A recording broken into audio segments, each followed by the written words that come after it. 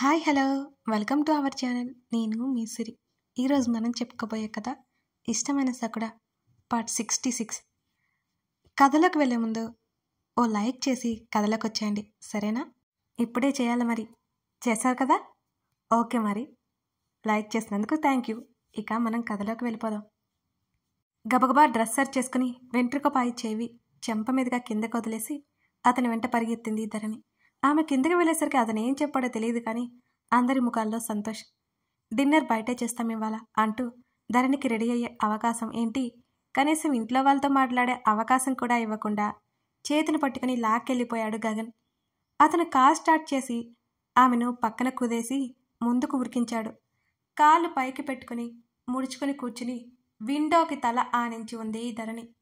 తల తిప్పి అతని వైపు చూసింది. అతను అదే సమయంలో ఆమెనొక్క చూపు చూశాడు. ఇద్దరికీ ఆ రోజు జరిగిన సంఘటన గుర్తుకొచ్చింది. 10 రోజుల క్రితం ధరణి అతని దగ్గరికి వచ్చిన రోజు. గగన్ రియాక్ట్ అవ్వబోయే లోపు ఆమె 2 నిమిషాలు టైం అడిగింది. తన హ్యాండ్ బ్యాగ్లో ఉన్న పసుపు తాడు బయటికి తీసింది. దాన్ని చూసి అతని బ్రుకుటి ముడిపడింది. ఇది నా మెడలో కట్టేవా ప్లీజ్? ఆమె అతని ముందు చేతిని పెట్టగానే అతని కళ్ళు చిన్నవైపోయాయి. పిచ్చి పట్టిందా నీకు అని గట్టిగా అరిచాడు. కాస్త ముందుకు అడుగు వేసి అతని మోచేతి దగ్గర పట్టి మరి కాస్త దగ్గరికి జరిగింది ధరణి. ఎందుకు ఏంటి అని అడక్కు, నా కోసం ప్లీజ్ అని ఆమె అంటుంటే, దొంగచాటుగా పెళ్లి చేసుకోవాల్సిన కర్మ నాకు పట్టలేదు, పదా అందరి ముందు కట్టేస్తా అని గట్టిగా అరిచాడు గగన్. అందరి ముందు పెళ్లి చేసుకుందాం, కానీ నా కోసం అడుగుతున్నాను ప్లీజ్. మొన్న జరిగిన దానికి నువ్వు ఎలా రియాక్ట్ అయినా నేను అడ్డు చెప్పను ప్లీజ్. ఆమె కళ్ళల్లో నీళ్లు నిండుకొని ఉన్నాయి. ఆమె పార్వతమ్మ మాటలు మర్చిపోలేకపోతోంది. ఆమె బుగ్గలు వత్తి పట్టుకుని, అసలు అంత అవసరం ఏంటి నీకు అని అరిచాడు. అతన్ని చప్పున కౌగిలించుకుని, ప్లీజ్ కాదనుకు, ఎవరి కోసం కాదు, నా కోసం నేను అడుగుతున్నాను. ఆమె మాటలకు సర్రున పొంగుతున్న కోపాన్ని అదుపు చేసుకుంటూ ఆమె భుజాలు పట్టి దూరం జరిపాడు. ఆమె కోసం అడిగిన మాట దగ్గర అతను ఆగిపోయాడు. ఇంకొక క్షణం ఆలోచించకుండా అతని మెడలో పసుపు తాడు కట్టేశాడు. ఆ రోజు అలా పెళ్లి జరిగిపోయిందన్నమాట. ఆ తర్వాతే ఇద్దరూ ఒకటైపోయారు. ఆ రోజు అంత చేసి ఈరోజు ఇలా మాట్లాడుతున్న ధరణి చెంప పగలగొట్టాలనిపిస్తోంది అతనికి. కారణం తెలుసుకోకుండా తొందరపడకూడదని ఆగిపోయాడు. ఇంట్లో డిస్టర్బెన్స్ అవుతుందని బయటికి లాక్కొచ్చాడు. అతని ఇంటి వైపుకి కారు మళ్లించాడు. మా ఇద్దరికీ పెళ్లి ఇష్టమే, నా మీద అలిగి అలా చెప్తుంది. గగన్ మాటలు ఇంట్లో వారు నమ్మకుండా ఉండడానికి పెద్ద రీజన్స్ ఏం లేవు. వాళ్ళిద్దరికి ఒకరి మీద ఒకరికి ఇష్టం ఉన్నట్టు అందరికీ తెలుసు. ధరణికి ఇష్టం లేదంటే అసలు నమ్మరు. ముఖ్యంగా రేవతి, మాలవికకి గగన్ అంటే ధరణికి ఎంత ఇష్టమో వాళ్ళకి బాగా తెలుసు. ధరణి ఉద్యోగం పేరిట హైదరాబాద్ వెళ్ళింది గగన్ కోసమని రేవతికి తెలియకుండా లేదసలు. పెద్దవాళ్ళంతా పెళ్లి గురించి మాటల్లో పడిపోయారు. బయటపడట్లేదు, కానీ ఆ నలుగురిలో సంతోషం ఎంతలా నిండుకొని ఉందో చెప్పట్లేదు అంతే. డ్రైవింగ్ సీట్ల నుంచి దిగి చేతులు మడుచుకుంటూ ధరణి వైపు రాగానే టక్కున కారు దిగింది ధరణి. వాచ్మెన్ కనిపించగానే ధరణి లోపలికి పరిగెత్తింది. ఆ వాచ్మెన్ ఉన్నా పట్టించుకోడు, అరిచేస్తాడేమోనని ఆమె భయం. ఇప్పుడు అతను రీజన్ అడుగుతాడు. విషయం చెప్పకపోతే నిజంగానే చంపేస్తాడు. ఏం చేయాలి, చెప్పాలా వద్దా అని తికమక పడిపోయింది ధరణి.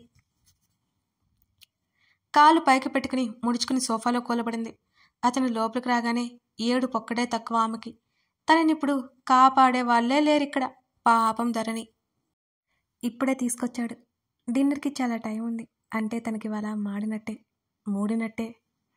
తలుపు లాక్ చేసినట్టు శబ్దం రాగానే ఉలిక్కిపడి తలదిప్పి చూసింది ధరణి. గగన్ ఆమె వైపు నడిచేస్తుంటే బిక్కుబిక్కుమంటూ చూస్తోంది. ఆమె పక్కన కూర్చుని మడిచిన ఆమె కాలు లాగి అతని ఒడిలో పెట్టుకున్నాడు. అలాగే వెనక్కి పడి మోకాల నుంచి అతని ఒడిలో పెట్టేసింది. ఇదంతా ఆమె ప్రమేయం లేకుండానే జరిగిపోయింది. మర్యాదగా మ్యాటర్ చెప్తే బ్రతికిపోతావు అంటూ నెమ్మదిగా ఆమె కాళ్ళ వేలను లాగుతూ అడిగాడు. ఏం లేదు అనగానే, ఇంకోసారి ఈ మాట మాట్లాడితే అంటూనే ఆమె రెక్క పట్టుకుని మీదకి లాక్కున్నాడు. అతని భుజాలను గట్టిగా పట్టుకుని అతని కళ్ళల్లోకి బెరుగ్గా చూసింది.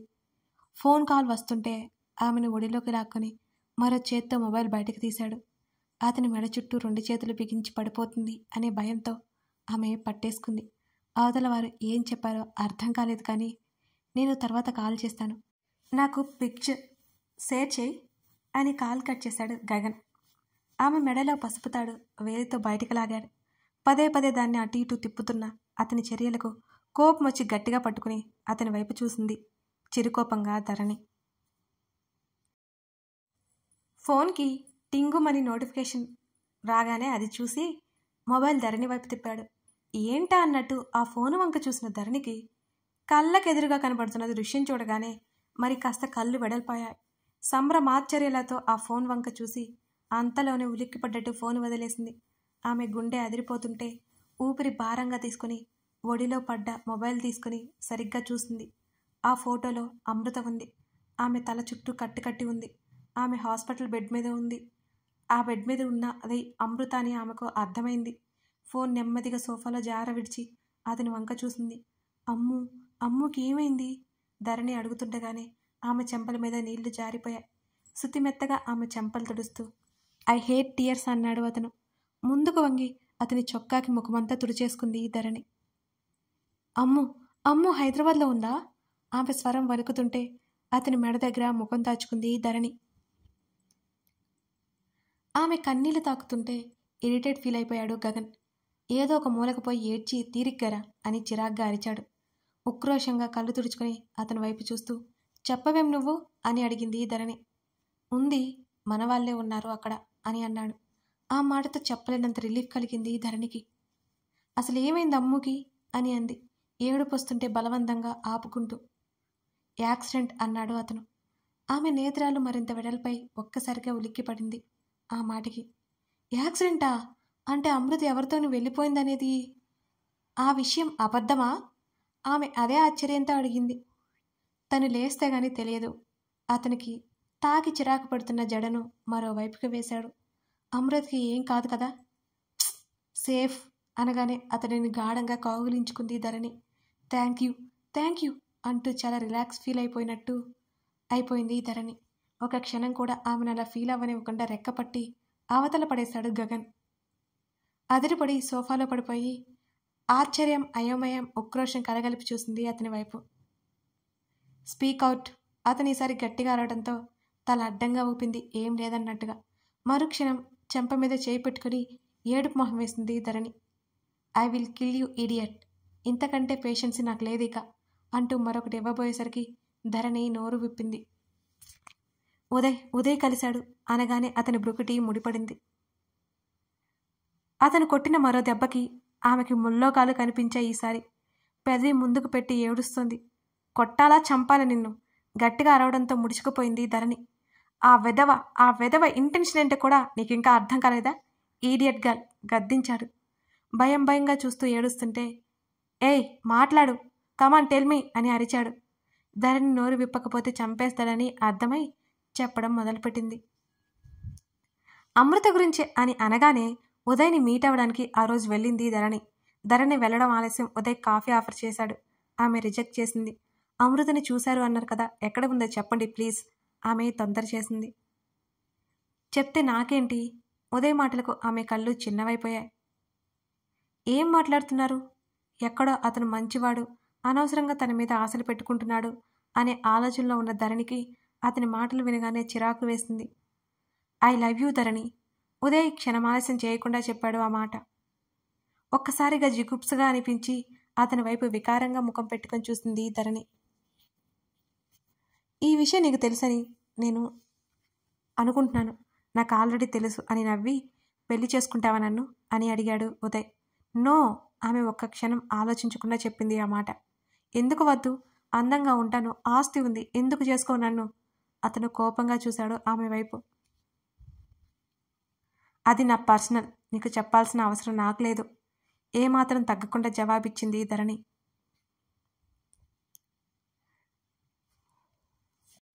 మీరంతా మా వాణ్ణి ఆడిపోసుకున్నారు, మా గగన్ని.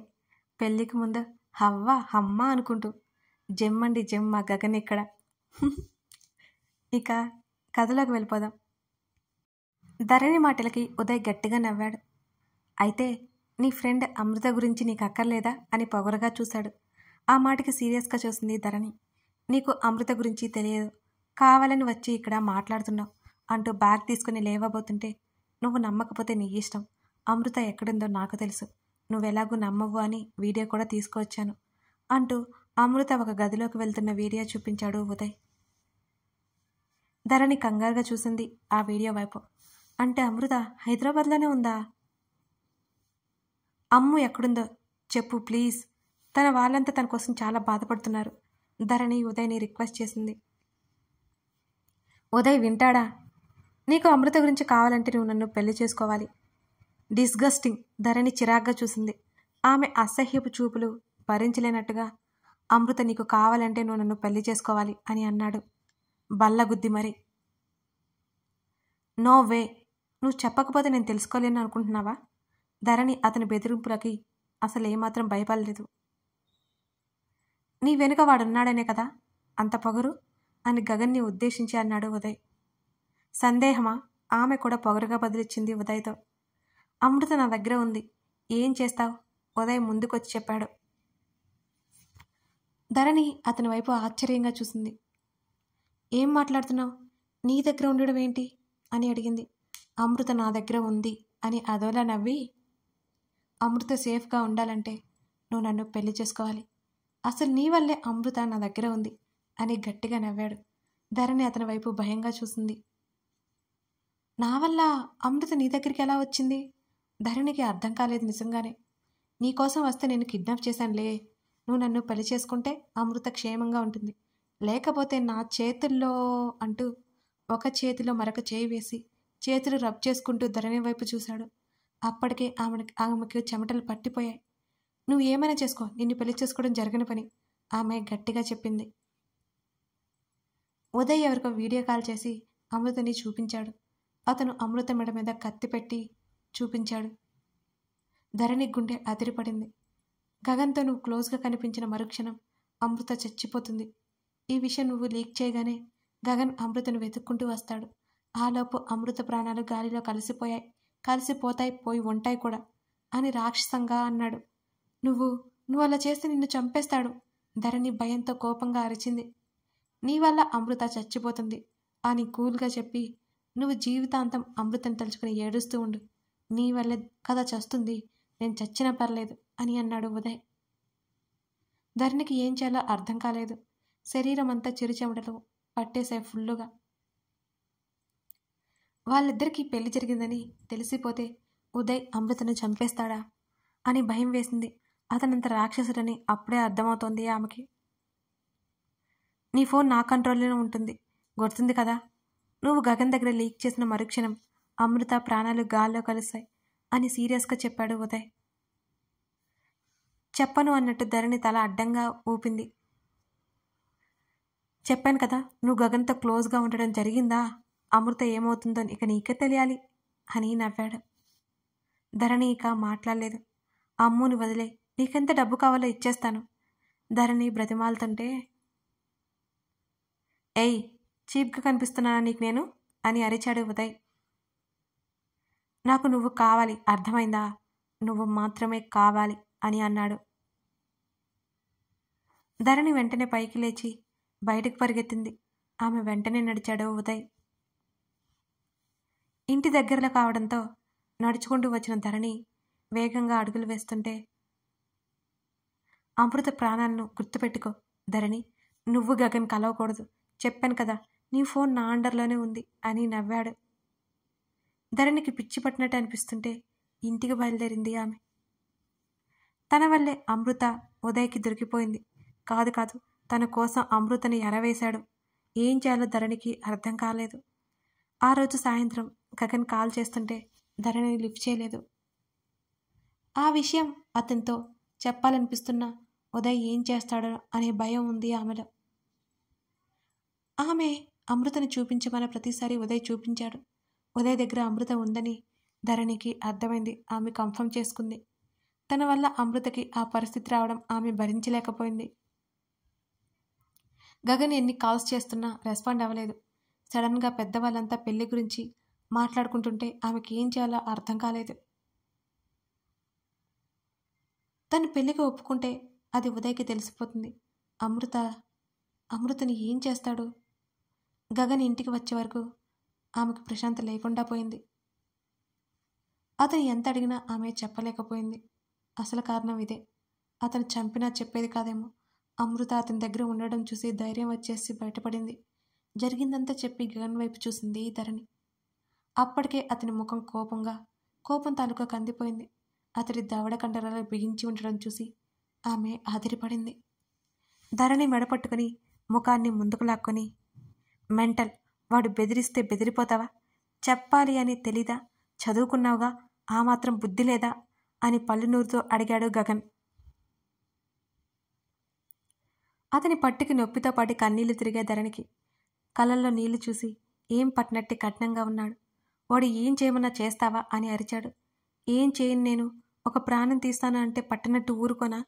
ఆమె ఏడుస్తూ అడిగింది. కథ కొనసాగుతుంది. ఈ ఎపిసోడ్లో ధరణిది మిస్టేక్ ఉందా, లేకపోతే ధరణి మిస్టేక్ లేదా? ఆమె అలా చేయడం కరెక్టేనా? గగన్కి చెప్పి ఉండాల్సిందా? మీకేమనిపించింది కామెంట్ చేయండి. ఏవండోయ్, ఇప్పుడే మన ఛానల్ని చూస్తున్నట్లయితే సబ్స్క్రైబ్ చేసుకోవడం మర్చిపోకండి. ఓకేనా?